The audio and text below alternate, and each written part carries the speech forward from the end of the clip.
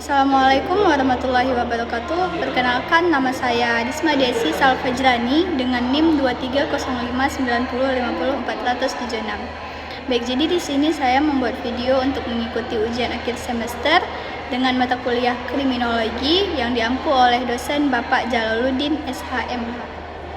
Jadi di sini saya akan menjelaskan beberapa mazhab-mazhab kriminologi beserta perbedaan-perbedaannya.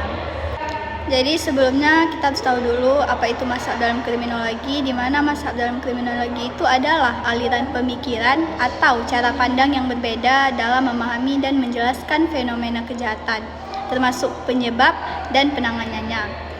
Berikut saya jelaskan beberapa mazhab utama dalam kriminologi beserta perbedaan-perbedaannya. Jadi mazhab yang pertama itu ada mazhab klasik, di mana mazhab ini itu lebih menekankan rasionalitas individu dan tanggung jawab pribadi. Mazhab ini itu beranggapan bahwa kejahatan dilakukan karena pilihan bebas individu sehingga hukuman harus proporsional sebagai bentuk pencegahan. Mazhab ini itu juga dipengaruhi oleh ajaran agama, hedonisme, dan rasionalisme. Manusia dianggap makhluk rasional yang mampu mengendalikan dirinya dan memilih antara baik dan buruk. Yang kedua ada mazhab positifis, di mana mazhab ini itu menekankan faktor-faktor biologis, psikologis, dan sosial sebagai penyebab kejahatan. Mazhab ini berpendapat bahwa perilaku kriminal bisa dipengaruhi oleh predisposisi, bawaan, atau kondisi sosial dan psikologis. Mazhab ini juga menolak pandangan bahwa kejahatan semata-mata hasil pilihan bebas, melainkan determinisme yang mempengaruhi perilaku kriminal. Pendekatan ini berorientasi pada aspek yang dapat diukur dan dianalisis secara ilmiah. Mazhab yang ketiga ada mazhab interaksionis, di mana mazhab ini itu lebih fokus pada interaksi sosial sebagai bentuk faktor utama pembentukan identitas kriminal. Mazhab ini juga menjelaskan bahwa stigma sosial dan label yang diberikan masyarakat dapat memperburuk perilaku kriminal seseorang. Yang keempat ada mazhab ekologi manusia, di mana mazhab ini itu juga memusatkan perhatian pada hubungan antara kejahatan dengan lingkungan fisik dan sosial. Mazhab ekologi manusia ini melihat bagaimana struktur sosial dan organisasi komunitas mempengaruhi tingkat kejahatannya.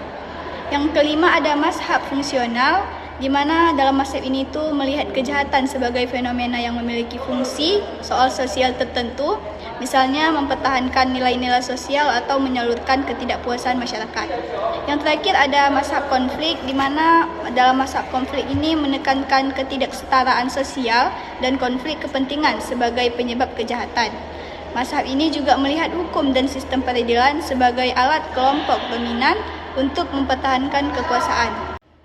Jadi perbedaan utama antara mazhab-mazhab yang sudah tadi saya jelaskan, mazhab-mazhab itu terletak pada fokus penyebab kejahatan, di mana mazhab klasik itu melihat kehendak bebas, sementara mazhab-mazhab lain lebih menekankan pada faktor-faktor biologis, psikologis, sosial, dan struktural.